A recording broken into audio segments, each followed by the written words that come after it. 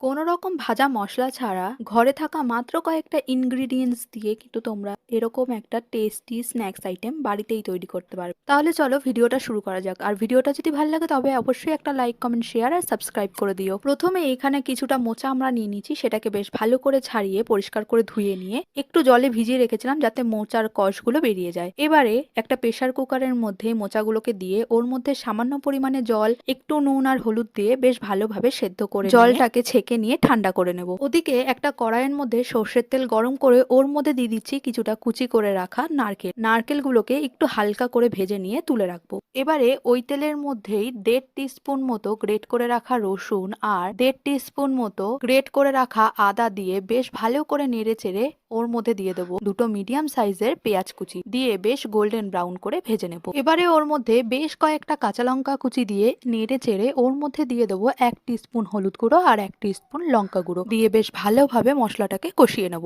এবারে সিদ্ধ করে রাখা মোচাগুলোকে দিয়ে এই মশলার সাথে বেশ ভালোভাবে মিশিয়ে নেব আর খুন্তির সাহায্যে একটু স্ম্যাশও করে দেবো। মশলার সঙ্গে মোচাটাকে কষানো হয়ে গেলে এবারে ওর মধ্যে দিয়ে দিচ্ছি একটু বাইন্ডিং এর জন্য একটা মিডিয়াম সাইজের সেদ্ধ আলুটাকে একটু হাতের সাহায্যে ভেঙে এই মোচার মধ্যে দিয়ে বেশ ভালোভাবে মিশিয়ে নেব। এবারে ওর মধ্যে দিচ্ছি স্বাদ মতো নুন। মোচাটা সেদ্ধ করার সময়ও নুন দিয়েছিলাম, তাই এখানে নুনের পরিমাণটা কিন্তু তোমরা বুঝেই দেবে। এবারে ভেজে রাখা নারকেল কুচি, একটুখানি চিনি আর একটুখানি গরম মশলা দিয়ে একটু নেড়ে চেড়ে নিলেই কিন্তু আমাদের মোচার পুরটা একদম রেডি। এবারে একটা বাটির মধ্যে 2 টিস্পুন মতো কর্নফ্লাওয়ার, 1 চিমটে মতো নুন ও পরিমাণ মতো জল দিয়ে না বেশ ঘন আর না বেশ পাতলা এরকম ঘনত্বের একটা ব্যাটার রেডি করে নেব। ওদিকে মোচার পুরটাও আমাদের ঠান্ডা হয়ে গেছে। এবার ওই পুরটা থেকে অল্প অল্প করে পুরটা নিয়ে একটু বেশ লম্বাটে শেপ করে নেব। তোমরা কিন্তু চাইলে এখানে যে কোনো শেপই করতে পারো। আমরা এখানে ওই ভেজিটেবল চপ যেরকম হয় সেরকমই করে নিচ্ছি।